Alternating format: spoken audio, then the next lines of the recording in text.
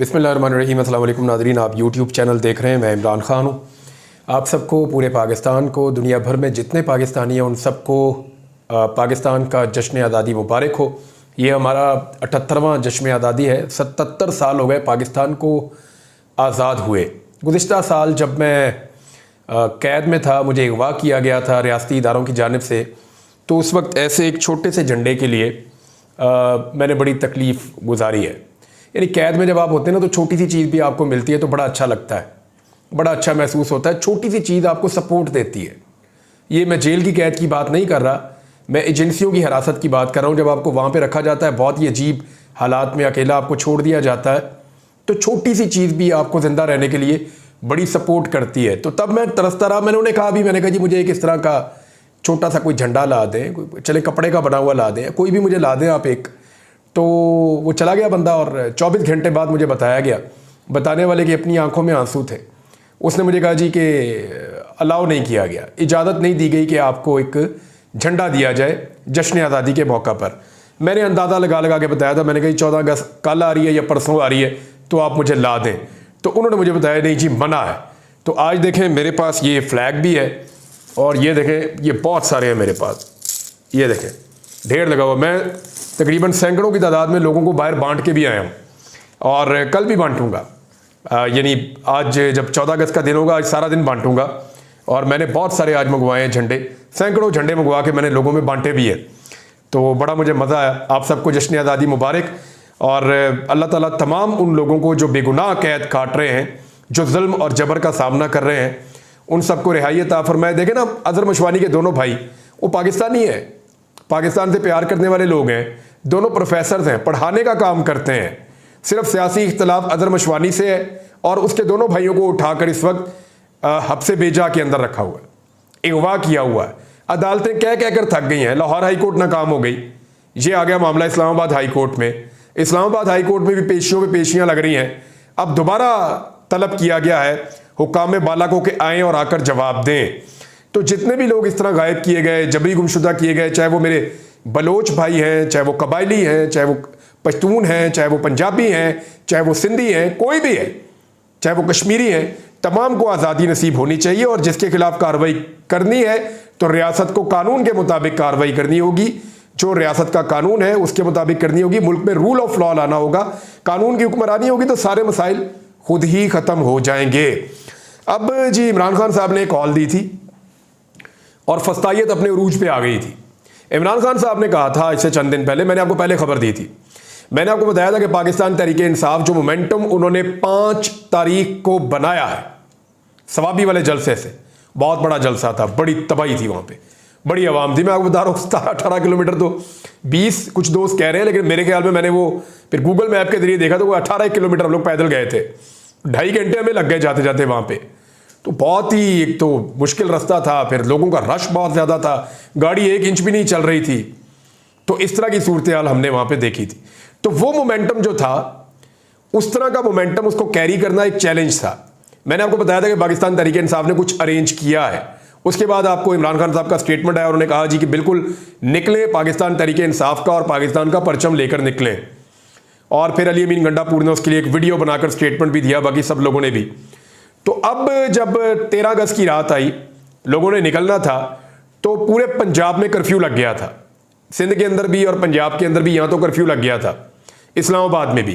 खैबर पख्तूनख्वा में पाकिस्तान तहरीक इंसाफ की हुकूमत है, तो लोगों को फिक्र थी नहीं, लोग पाकिस्तान तहरीक इंसाफ के झंडे खरीद रहे थे, बेच रहे थे। मैंने आपको पहले बताया कि पाकिस्तान के झंडों के बाद पाकिस्तान में जो झंडा सबसे ज़्यादा इस वक्त ऑन डिमांड है, जो बिक रहा है, वो पाकिस्तान तहरीक इंसाफ का झंडा है। खैबर पख्तूनख्वा में तो लोग दुकानों में सामने सजा के बेचते हैं, पंजाब में जरा पीछे छुपा के बेचते हैं, लेकिन झंडा बिक रहा है, बाहर दबा के बिक रहा है।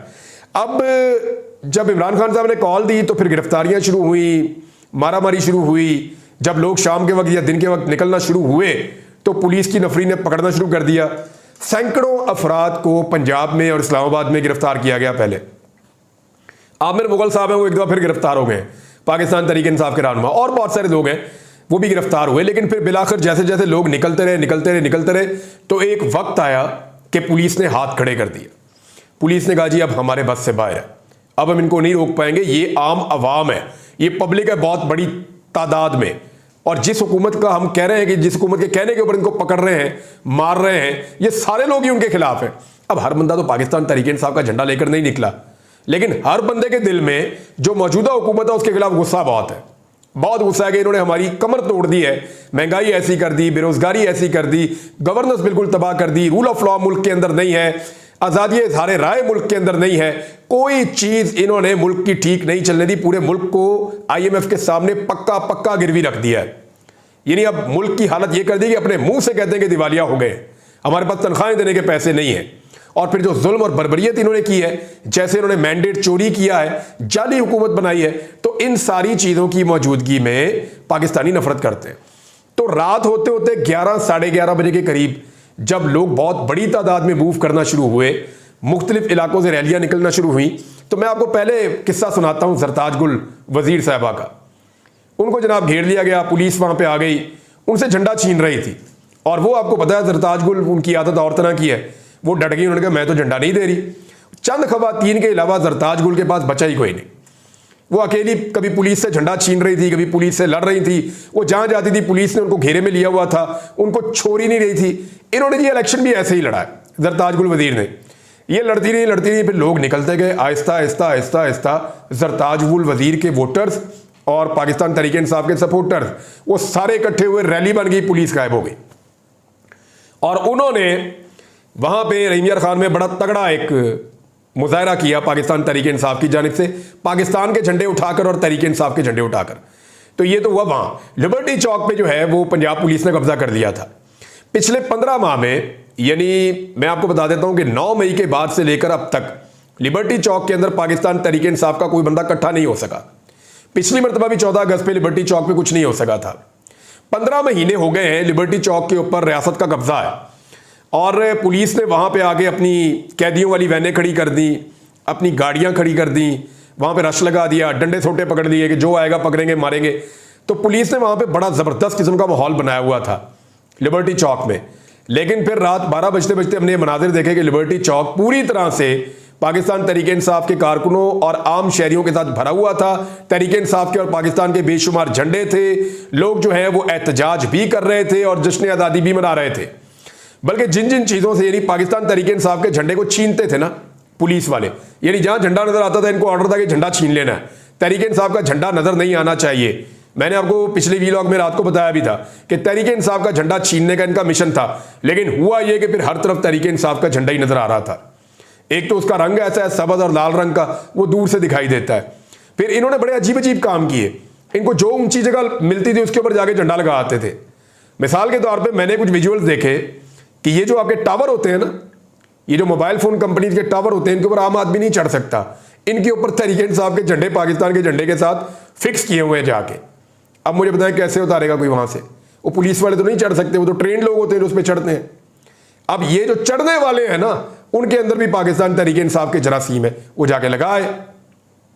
कुछ लोगों ने ड्रोन कैमरे लिए, ड्रोन कैमरास के साथ पाकिस्तान तहरीक इंसाफ के झंडे लटकाए और उनको उड़ाना शुरू कर दिया। अब वहां से मनाजिर नजर आ रहे हैं लिबर्टी चौक में, यानी जिस झंडे से पुलिस चिढ़ती है और हुकूमत मरियम नवाज की चिढ़ती है, उस झंडे को उन्होंने हर जगह पे लगाना शुरू कर दिया। दुकानों पे लेकर जा रहे हैं, गाड़ियों पे लेकर जा रहे हैं, मोटरसाइकिलों पर लेकर जा रहे हैं, और लिबर्टी चौक के ऊपर पूरी तरह से पाकिस्तान तहरीक इंसाफ का कंट्रोल मैंने देखा रात 12 बजे के बाद। अब जनाब हमाद अजहर साहब जो बहुत अरसे से रूह पोछते सामने नहीं आ रहे थे, उन्हें देखा, वो अचानक निकले, उन्होंने आके पुलिस की जो नाके हैं उनको तोड़ते हुए वो गए और गुलबर्ग के अंदर उन्होंने अपनी एक रैली निकाली। कामयाब रैली थी, उनके साथ बहुत सारे उनके साथी मौजूद थे। फिर डार फैमिली ने सियालकोट में बड़ा जोर लगाया, उमर डार थे, रेहाना डार साहिबा थी, उनकी बेटी उरूबा डार है, वो भी साथ थी उनके, और बहुत सारे कारकुनान थे। हालांकि वहाँ पे बड़ी पुलिस ने पहले मुज़ाहमत की, बड़ी लड़ाई की पुलिस ने, कुछ लोगों को गिरफ्तार भी किया, लेकिन फिर उसके बाद देखें सिचुएशन अवाम के हाथ में चली गई। आमिर मुगल एक दफ़ा फिर गिरफ्तार हो गए। मुल्तान में जैन कुरैशी और उनकी बहन जो है मेहरबानो कुरैशी, शाह महमूद कुरैशी का बच्चे, ये निकले। इनके साथ पहले बड़ा कोशिश की गई इन्हें रोकने की, बार बार कोशिश की गई, लेकिन फिर इन्होंने रैली निकाली और ये कामयाब हो गए। सद्दाम बलूचिस्तान से आया और उसने रावलपिंडी के अंदर बड़ी तगड़ी एक रैली निकाली और वो इस्लामाबाद की तरफ गया। फिर मेजर ताहिर सादिक और उनकी फैमिली के घरों के बाहर तो कर्फ्यू लगा दिया था कि ये निकल ना सके, फिर भी अटक के लोग निकले हैं।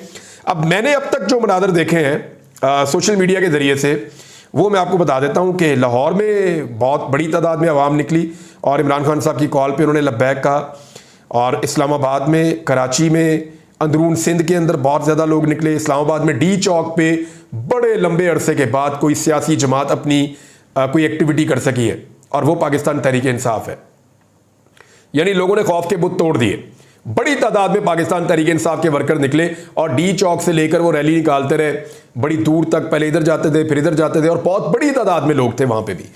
फिर उसके बाद जी सियालकोट, फैसलाबाद, शेखुपुरा, मुल्तान, चीचावतनी, गुजरात, रावलपिंडी ने कमाल कर दिया। रावलपिंडी में एक रैली नहीं निकली, बेशुमार रैलियां निकली हैं, जगह जगह से निकली हैं। कभी इकट्ठी होती थी, कभी अलग होती थी, लेकिन रावलपिंडी के लीडर्स ने, पाकिस्तान तहरीक इंसाफ के जो लीडर थे, उन्होंने जबरदस्त हिकमत अमली अपनाई और जबरदस्त काम किया।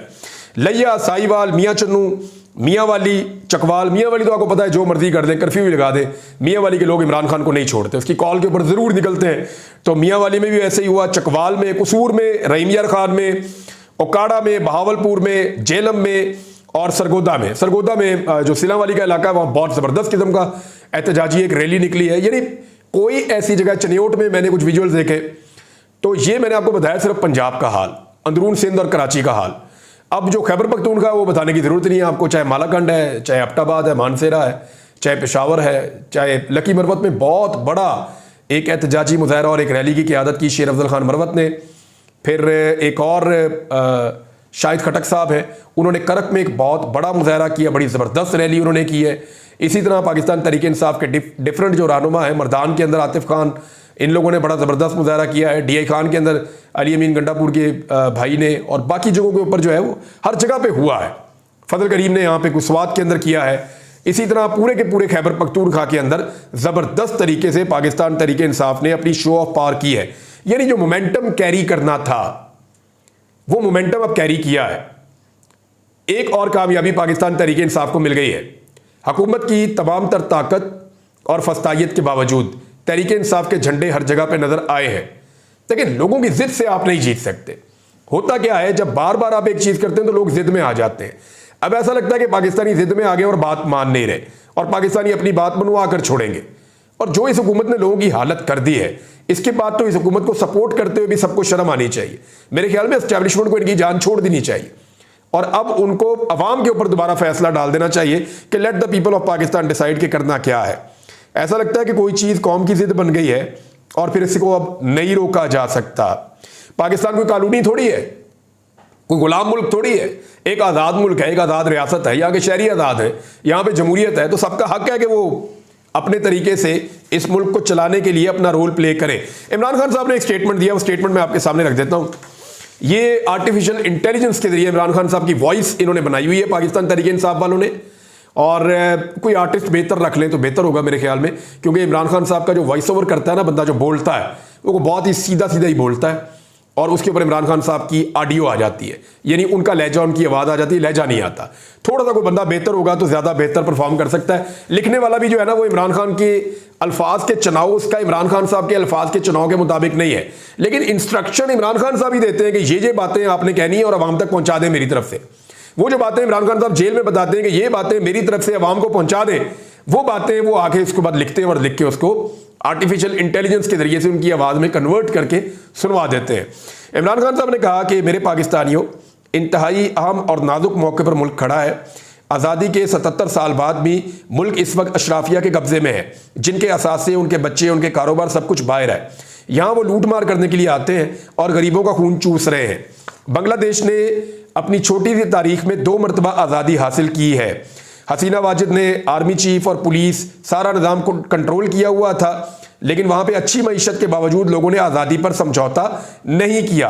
खालिदा ज़िया को गिरफ्तार किया गया था, वहां पे उन्हें इलेक्शन नहीं लड़ने दिया गया, मगर पाकिस्तान में सख्त तरीन पाबंदियों और फस्तायत के बावजूद पाकिस्तान तहरीक इंसाफ ने इलेक्शन लड़ा भी और वाज़ेह अक्सरियत हासिल की। अच्छा, मजालिम की जो तारीख है उसकी कोई मिसाल नहीं है जो पाकिस्तान में ढाए गए। मैं डट जाने वालों को खराज तहसीन पेश करता हूँ। बांग्लादेशी फौज ने अवाम पर गोली चलाने से इनकार कर दिया, मगर पाकिस्तानी हुकूमत ने इंसानी हुकूक का एहतराम नहीं किया और उसकी परवाह नहीं की, बल्कि लोगों पर बहीमाना तशद्दुद किया और जुल्म के पहाड़ तोड़े। यहां हुकूमत अपने मफादात और ज़ात के लिए कानून साजी करती है पाकिस्तान में, जाली हुकूमत चीफ जस्टिस के साथ मिलकर ऐसे कानून बना रही है जिससे आइन का वजूद खतरे में हो जाएगा। ये लोग आजाद अदलिया को गुलाम बनाना चाहते हैं, जिससे अदलिया मुकम्मल तबाह हो रही है, जिसके असरात हर शोबे पर पड़ेंगे और पड़ रहे हैं। लोग मायूस हो रहे हैं। पाकिस्तान में नौजवानों का मुस्तकबिल सयाह हो रहा है और उम्मीद खत्म हो रही है। अंग्रेजों से आज़ादी हासिल करने के इस मौका पर मैं पैगाम देना चाहता हूं कि खुद को हकीकी आज़ादी के लिए तैयार कीजिए। ये हकीकी आज़ादी आपको हासिल करनी पड़ती है, ये प्लेट में रख के नहीं मिलती। खून देना पड़ता है, जेल में जाकर कुर्बानी देनी पड़ती है। मैं 1 साल से जायद हो गया जेल में बंद हूं। जेल मुझे मेरे मौक़िफ़ से पीछे नहीं हटा पाई। आज भी मजबूती से खड़ा हूं। अशराफिया के कब्जे से मुल्क को आज़ाद करवाने के लिए आप तैयार रहें। आज मैंने एहतजाज की कॉल दी है मुल्क भर में। ये इमरान खान साहब की जो कॉल थी उसके बारे में वो कह रहे हैं, और वो कामयाब भी हुई है। उन्होंने कहा कि अगर इदारे तबाह करने का सिलसिला जारी रहा तो जल्द मुल्क भर से हकीकी आज़ादी के लिए घरों से बाहर निकलने की कॉल दूंगा, और फिर आपने उस वक्त तक वापस अपने घरों में नहीं जाना जब तक कि आप हकीकी आज़ादी हासिल नहीं कर लेते। अपने मुल्क को अपनी नज़रों के सामने तबाह नहीं होने देंगे, अपने मकासद के हुसूल तक पीछे नहीं हटेंगे। ये इमरान खान साहब ने कहा। देखें अब ये कॉल क्या है, स्ट्रीट मूवमेंट किसे कहते हैं। यानी इमरान खान साहब कॉल देंगे और सारे लोग अपने घर छोड़ के बाहर आ जाएंगे। हर मोहल्ले के अंदर एहतजाज होगा, यानी लोग इकट्ठ कर लेंगे। मिसाल के तौर पे अंदरून शहर के लोग निकलेंगे, अपनी अपनी गलियों में बाहर आके बैठ जाएंगे और प्रोटेस्ट करेंगे। जो मैं लाहौर की बात कर लेता हूँ, माल्टाउन के लोग हैं वो माल्टाउन के अंदर करेंगे। हर जगह के लोग अपने अपने इलाकों में आएंगे और पुलिस तो बहुत ही नाकाफी हो जाएगी। जब पूरे पंजाब के अंदर, पूरे पाकिस्तान के अंदर लोग अपनी अपनी गली मोहल्लों में निकल के बाहर आ जाते हैं और बाहर आकर एहतजाज करते हैं, और वो कहते हैं जी अपने घर नहीं जा रहे, हम अपने काम पे भी नहीं जा रहे, हम तब जाएंगे जब आप हमें हकीकी आज़ादी दे देंगे, हमारा मुतालबा मान लेंगे। ये बड़ा नेक्स्ट लेवल का एहतजाज होगा। क्या पाकिस्तानी कौम इसके लिए तैयार है? ये एक बड़ा सवाल है। देखते हैं। इमरान खान साहब का ये कहना है कि वो लोगों को इसके लिए तैयार कर रहे हैं और लोगों को वो कह रहे हैं कि इसके लिए तैयार रहें। स्ट्रीट मूवमेंट के ऊपर हम अलग से एक वीलॉग बाद में करेंगे, लेकिन सबसे ज़्यादा तनकीद हो रही है काजी फायद ईसा साहब के उस फैसले के ऊपर जिसमें उन्होंने 3 सीटें दे दी है PTI से छीन कर PMLN को। अब बताया जा रहा है कि मुबैना तौर पर हुआ क्या है, वारदात क्या है। वारदात यह है कि इन 3 सीटों पर पाकिस्तान तहरीक इंसाफ के उम्मीदवार जीत गए थे। नून लीग ने कहा जी आप दोबारा गिनती करवाएं। जब दोबारा गिनती के लिए खोले गए तो वहां पे पाकिस्तान तहरीक इंसाफ को बुलाया नहीं गया, उनको दिखाया ही नहीं गया। इन्होंने किया ये कि पाकिस्तान तहरीक इंसाफ जहां पे जीती थी पहले गिनती के अंदर, वहां पे उनके वोटों को खराब करना शुरू किया। जितनी जरूरत थी 10,000 से लेकर 20,000 तक वोट तीनों हल्कों में खराब कर दिए गए। यानी एक स्टैंप और लगा दें आप और वोट खराब हो जाता है। स्टैंप तो इलेक्शन कमीशन के पास होती है, ये पेपर पे एक स्टैंप लगी हुई है, एक और लगा दें, वोट खराब हो गया। तो इस तरह तीनों हल्कों के अंदर 10 से 20,000 वोट खराब कर दिए गए, यानी जाया कर दिए गए। मुस्तरद शुदा वोट जो है वो उसके अंदर उनका शुमार हो गया। यानी जब पहले गिनती हुई है तो मुस्तरद शुदा वोट उतने नहीं थे, लेकिन जब दोबारा इलेक्शन कमीशन ने गिनती की है तो 10 से 20,000 तक मुस्तरद शुदा वोट निकले हैं। और वो जो मुस्तरद शुदा वोट निकले हैं ना, वो सिर्फ और सिर्फ PTI के निकले, PMLN के नहीं निकले। मैं आपको फिर बता रहा हूं कि जितने वोट मुस्तरद शुदा निकले हैं वो PTI के खराब हुए हैं, उन्हीं के कम हुए हैं। PMLN का कोई वोट मुस्तरद नहीं हुआ दोबारा गिनती में और PMLN 3 सीटें ले गई। ये मजाक है यार। भाई मुल्क है, आपने लोगों को बेवकूफ समझा हुआ है। इलेक्शन कमीशन भी ऐसी ऐसी अजीब चीजें करता है और कादी साहब उनकी चीजों के ऊपर मोहर लगा देते हैं। बड़ी बदकिस्मती है। अब तक के लिए इतना ही। अपना ख्याल रखिएगा, अपने चैनल का भी। अल्लाह हाफिज़।